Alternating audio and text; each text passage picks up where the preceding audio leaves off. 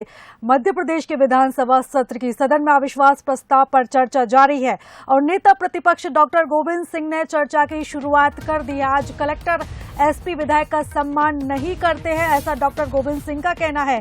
साथ ही उन्होंने चर्चा के दौरान ये भी कहा है कि आज प्रजा रह गई है और तंत्र हावी हो गया है। सीएम शिवराज ने गोविंद सिंह को टोका है और सीएम शिवराज सिंह चौहान ने गोविंद सिंह को टोकते हुए कहा है कि आपकी जानकारी सही नहीं है, विपक्ष के विधायकों का अपमान किया जा रहा है। तो गोविंद सिंह ने पलटवार करते हुए ये कहा है। तो बता दें कि सदन में अविश्वास प्रस्ताव पर चर्चा शुरू हो गई है, चर्चा जारी है और नेता प्रतिपक्ष डॉक्टर गोविंद सिंह ने चर्चा की शुरुआत करते हुए कहा है कि आज कलेक्टर एसपी विधायक का सम्मान नहीं कर रहे, आज प्रजा रह गई है और तंत्र हावी हो गया है। और इसी बयान के बाद, इसी चर्चा के बीच में सीएम शिवराज सिंह चौहान ने उनको टोका है और कहा है कि आपकी जानकारी सही नहीं है।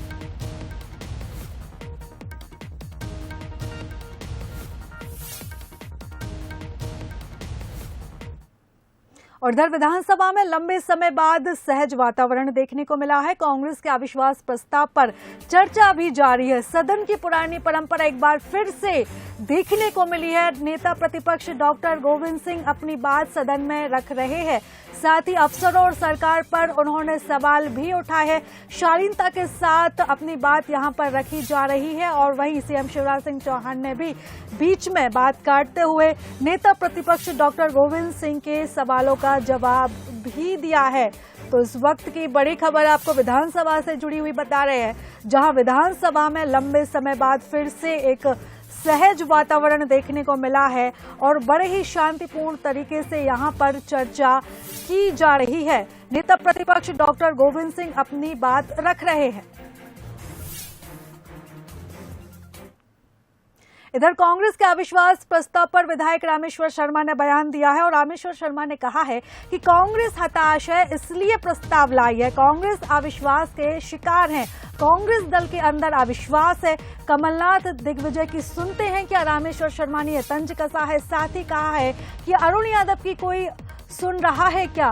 बता दें कि भोपाल में शीतकालीन सत्र का आज तीसरा दिन है। कांग्रेस अविश्वास प्रस्ताव पर चर्चा कर रही है और इसी बीच रामेश्वर शर्मा ने यह बयान दिया है और कहा है कि कांग्रेस खुद अविश्वास का शिकार है। देखिए, कांग्रेस जो बोल रही है वो कांग्रेस के पास है नहीं, पूरी कांग्रेस अविश्वास की शिकार है। कांग्रेस में सुनते हैं क्या? कमलनाथ दिग्विजय सिंह की सुनते हैं क्या? दिग्विजय सिंह कमलनाथ की सुनते हैं क्या? अरुण यादव की कोई सुन रहा है क्या? कांग्रेस पूरे अविश्वास से घिरी हुई है। जो कांग्रेस दल के अंदर अविश्वास है वो दूसरों के खिलाफ क्या अविश्वास प्रस्ताव लाएगी? पहले कांग्रेस एक दूसरे का विश्वास जीते, फिर दूसरों के खिलाफ अविश्वास की बात करे। कांग्रेस जो है भ्रम में है और परेशान है और हताश है। हताश कांग्रेस इस तरह से निराशाजनक प्रस्ताव लाई है। और चलो इस खबर पर ज्यादा जानकारी लेंगे, मनोज जी हमारे साथ जुड़े हुए हैं। मनोज जी, ये खबर सामने आई है कि बहुत समय बाद शांतिपूर्ण तरीके से चर्चा की जा रही है, सहज वातावरण जो है वो सदन में देखा जा रहा है। कांग्रेस अविश्वास प्रस्ताव लेकर आई है और साथ ही अब रामेश्वर शर्मा ने भी ये बयान दिया है कि कांग्रेस खुद अविश्वास का शिकार है।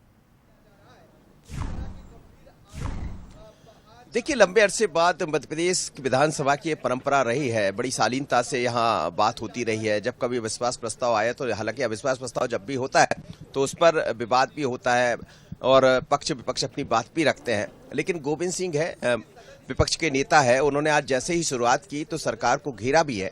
अफसरों के जो बार बार अफसरों पर लाल फीताशाही के आरोप लगते हैं, उन्होंने फिर दोहराया कि अफसर सुनते नहीं है। हमारा तो छोड़िए, भारतीय जनता पार्टी के विधायक भी डर के कारण नहीं कह पाते, उनके हाल भी यही है। कई बार ये बातें आती रही है, सरकार सुनती नहीं है। कुछ ऐसे उदाहरण भी दिए। उन्होंने कहा कि अगर जब भारत जोड़ो यात्रा के दौरान मैं गया तो सर्किट हाउस की स्थिति ये थी कि मुझे टूटा बाथरूम मिल गया और वहां जो कमरा मेरे लिए बुक किया गया था उसको कह दिया ये खाली नहीं है। तो ये स्थितियां अंततः मुझे किसी अपने मित्र के यहाँ जाकर रुकना पड़ा। तो ऐसी कई तरह की बातें, कोविड में जो घोटाले हुए, कोविड में जो बातें हुई है तो उनको रखा गया।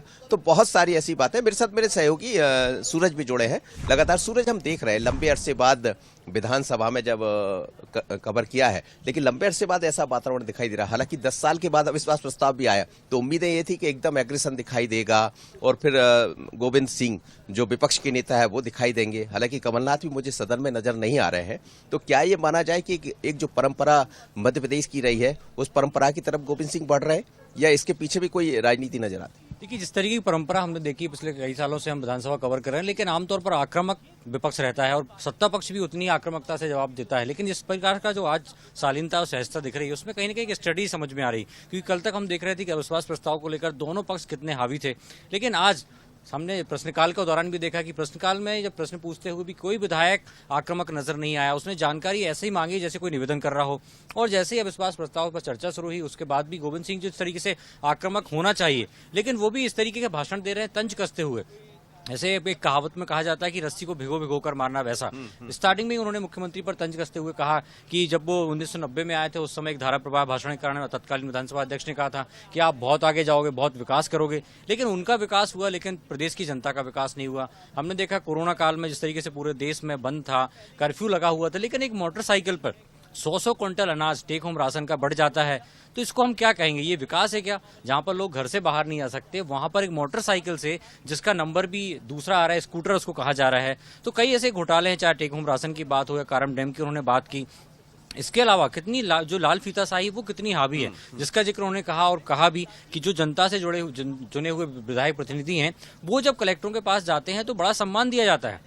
एक कलेक्टर एसपी के सामने यदि विधायक को मिलना है 2-2 घंटे वो इंतजार करता है, तो कहीं ना कहीं तंज कस रहे हैं, कटाक्ष करते हुए भाषण दिए जा रहे हैं। लेकिन ये जरूर है कि सत्ता पक्ष की तरफ से भी कोई आक्रामक जो टिप्पणी है वो सामने नहीं आ रही। खास मुझे लग रहा है लंबे अरसे के बाद ये चीजें दिखाई दे रही, जैसा पीता सूरज भी कह रहे हैं कि दोनों ही या पक्ष हो या विपक्ष, लेकिन करीब 51 ऐसे बिंदु तय किए गए हैं जिन पर गोविंद सिंह अपनी बात रख रहे हैं। लेकिन अब कोई बात ऐसा आता है जिसमें विवाद हो जाए, अविश्वास पर ऐसी चर्चा हो जाए, तो फिर वो देखना होगा। लेकिन ये परंपरा जो रही है मध्य प्रदेश विधानसभा की, आज लंबे अरसे बाद वो दिखाई दे रही, और उम्मीद की जाना चाहिए कि दोनों यदि वो कोई आरोप लगाते तो उसका सत्ता पक्ष की तरफ से भी निश्चित रूप से जवाब दिया जाता। मुख्यमंत्री ने बीच में बोला भी कि आप जो कह रहे हैं वो सब उचित नहीं है, तो जिस अंदाज में शिवराज जी बोलते वो वही अंदाज में बोले। लेकिन बहुत अच्छा वातावरण दिखाई दे रहा है मध्य प्रदेश विधानसभा का।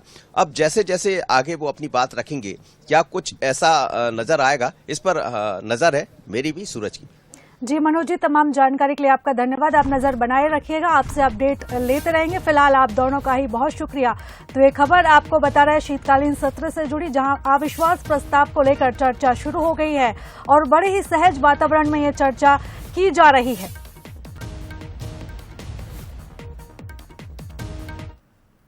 और उधर छत्तीसगढ़ में उपजा आरक्षण का मुद्दा थमता नजर नहीं आ रहा है। एक के बाद एक आरक्षण को लेकर